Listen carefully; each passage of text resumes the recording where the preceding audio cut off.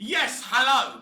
I believe when you're a content creator like me, or even the bigger boys out there like Node Roddick, Disparu, Geeks and Gamers, all those lot who I consume their content. Sometimes I agree with them, sometimes I don't. But I think context is utterly important.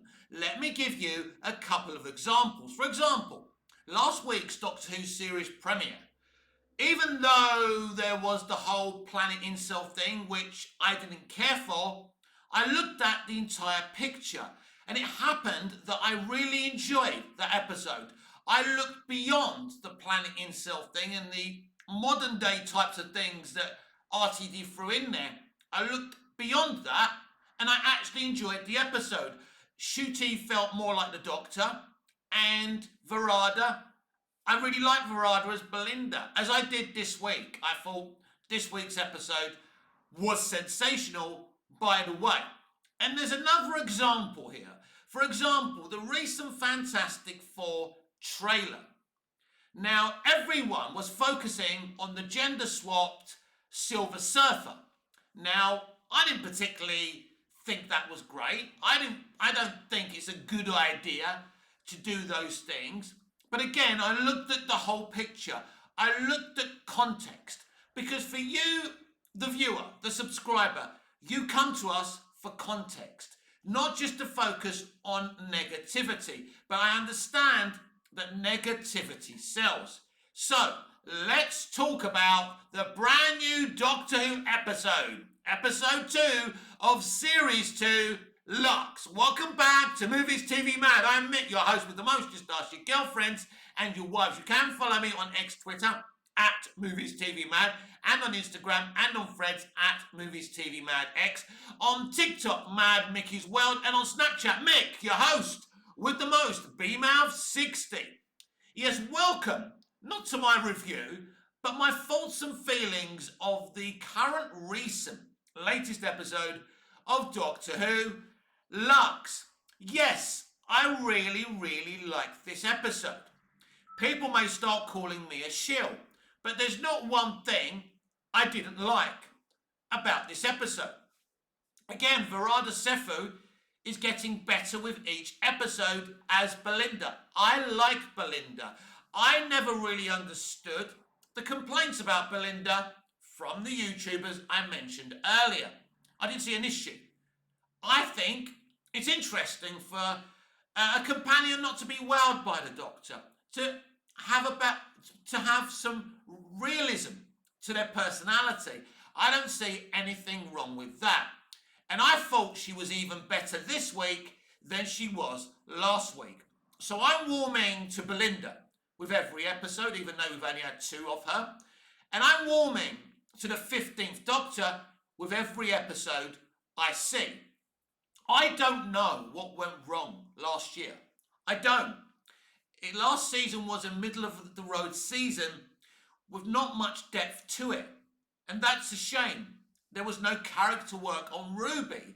The dynamic between the Doctor and Ruby didn't work. They became fast friends too quickly and it didn't work. And it's working better in 2 episodes with Belinda and the Doctor than it did in 8 or 9 episodes of Ruby and the Doctor last year. So I'm really liking this chemistry between Verada and Shooty and Belinda and the Doctor. And as I say, I really enjoyed this episode. Now, 2 of the things I loved was the fact that R.I.P. Doctor Who was mentioned, and that brilliant moment with Mrs. Flood. You know, she points to the TARDIS. You're really going to enjoy this show, but be careful, it's a limited series. So, RTD again, taking the rumours that, that Disney are not going to do a season 3, that Doctor Who's going to end, the fact that the internet keeps on saying R.I.P. Doctor Who, like people like Nerd Roddick keep on saying. So he's just throwing back shade at these people. And that's who and what RTD is. So, he's saying it's a limited, it's a limited series. It all ends on, is it May, whatever the date is, right, 2025. So we know it looks like the Earth is no more. in that date. She goes, everything goes. Everything ends on that date. So is this RTD saying this is it for Doctor Who from that date? There's no Christmas 2025 episode, as far as we know. Unless there's been a secret one made, which I don't think so, but wouldn't that be lovely? But anyway, so RTD is playing with the rumours that the show may be ending in the whole, RIP Doctor Who thing. So I really, really like that he's being a bit playful with what's going on the internet. And then there was the whole thing with the fans. And this is very, very interesting because the Doctor and Belinda step out from their fictional world to the real world. Now, what's interesting here is, when they come to the real world, shouldn't those fans have said, it's Shooting and it's Verada? Shouldn't they have said, your real name's Verada Sefford and Shooty Gatwa? Shouldn't they? Isn't that how the conversation should have began? But was that world they were in actually a real world or another fictional world? I'm not quite sure about that. Because I wrote some Smallville fan fiction many years ago where Lionel and Lex were experimenting on a reality generator.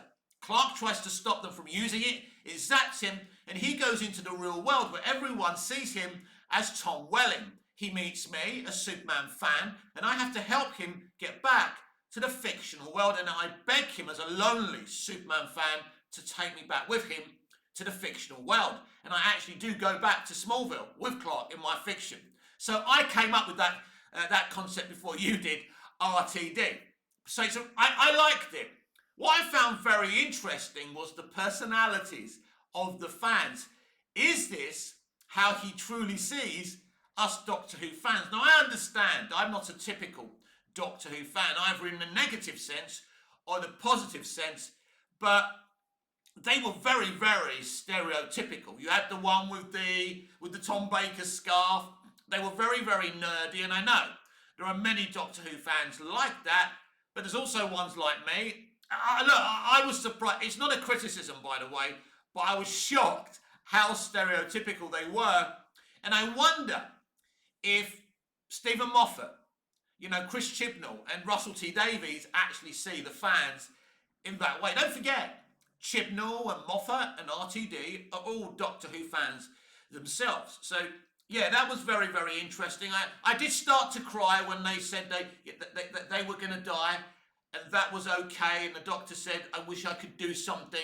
And the Doctor meeting his fans was a beautiful thing. When I heard Doctor Who fans were going to be in this episode, I was very, very concerned that RTD may get very, very toxic about Doctor Who fans. But generally, he didn't. And I was quite happy with the way that was handled. This episode, right, must have cost a lot of money. The animation and live action was beautiful. Now, don't forget, Zemeckis did this with Roger Rabbit, 25, maybe 30 years ago, maybe more than that. And that still looks amazing, by the way. Don't forget, they've got computers now. But I think they did a really, really good job with it. And I liked the villain. Now, I'm interested in what RTD's doing since he's come back with RTD2. He's bringing these gods into it. And the Doctor is fighting gods. And he's stopped a couple already. And this god thinks that he's the one who's going to stop the Doctor. Now, I know what kind of negative line Nerd Roddick and the others will go with, because it is 1952, and the segregation is mentioned in this episode. I don't have an issue with that. It's 1952, whites and blacks were segregated. It's not a problem to me. Obviously these things, are always mentioned, I mean, Quantum Leap did it many years ago. Sam leaps into the body of a black man, and he's treated like crap because he's a black man. It's in the 50s, but it was dealt with really sensitively. And I believe in this episode, it was also dealt really sensitively. Belinda can't believe how calm the Doctor's being about it. He's saying, look, it is what it is. I'm not here to stop segregation. I'm not here to stop racism. I'm here to find out what's going on with the cinema. This is what I'm intrigued by. This is what I'm focused on.